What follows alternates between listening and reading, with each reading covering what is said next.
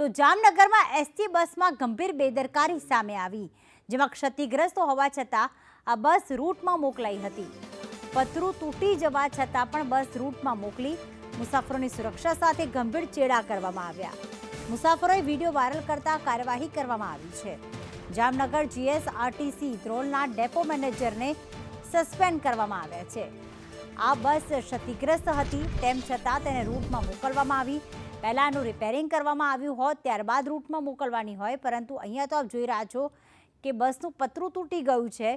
આ બસની જે શરૂઆતની જે સીટ છે તેમાંથી નીચે ટાયર પણ દેખાઈ રહ્યા છે, એ રીતનું આ પતરું તૂટેલું છે અને એવામાં અંદર મુસાફરો મુસાફરી પણ કરી રહ્યા છે। ક્ષતિગ્રસ્ત હોવા છતાં રિપેરિંગ કામ ન કરવામાં આવ્યું, પરંતુ બસને રૂટમાં મોકલી દેવામાં આવી।